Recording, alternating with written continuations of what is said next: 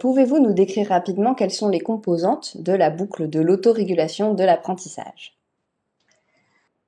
Tout à fait. Alors déjà pour vous annoncer les choses, c'est quand même assez compliqué à expliquer en 3 minutes.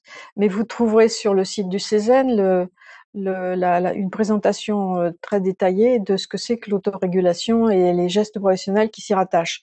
Disons, en gros, il y a 3 axes principaux dont il faut se rappeler lorsqu'on parle d'autorégulation. Une autorégulation dépend de l'engagement de l'élève. Hein. Il y a une partie de contrôle, c'est-à-dire de choix de l'activité et de suivi de l'activité parce qu'on le veut. Donc, il faut que les élèves veuillent apprendre. Mais pour qu'ils veuillent apprendre, il faut aussi qu'ils puissent apprendre. Et ça, c'est une dimension qui peut être un petit peu sous-estimée par certains enseignants, parce qu'évidemment, ils ont un programme à respecter, et donc ils sont obligés, estiment-ils, de considérer que les élèves ont déjà fait le programme antérieur. C'est ce qu'on appelle la zone proximale de développement. Enfin, ça renvoie à cette idée. La zone proximale de développement, c'est, étant donné là où je suis, où est-ce que je peux aller? Si c'est pour des choses que je sais déjà, c'est pas la peine, je vais m'ennuyer. Si c'est pour des choses pour lesquelles j'ai pas les prérequis, c'est pas la peine non plus parce que je pourrais pas apprendre. Donc il y a une zone qu'on appelle la zone proximale de développement qui concerne les apprentissages que je suis en mesure de faire maintenant.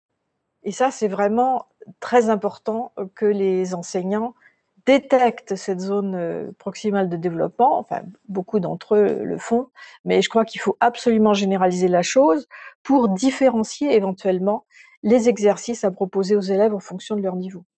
Alors donc, il y a le vouloir apprendre, il y a le pouvoir apprendre, et puis la grosse composante, c'est évidemment le pouvoir s'auto-évaluer, ce qui concerne ce qu'on appelle le suivi de l'activité. Il y a le contrôle et le suivi. Hein. Et le suivi dépend du contrôle, évidemment, qu'on a déjà exercé. Alors, le suivi, c'est quelque chose qui met en jeu des sentiments métacognitifs d'une part. Je vais y revenir. Ce sont des sentiments de comprendre, des sentiments d'être capable de faire cette tâche, le sentiment de savoir déjà de quoi il s'agit, ou le sentiment évidemment de tout ignorer de la question. Tous ces sentiments jouent un rôle très important dans la manière dont l'élève va continuer à s'engager dans la tâche, dont il va persister dans la tâche. Donc c'est une forme de feedback interne.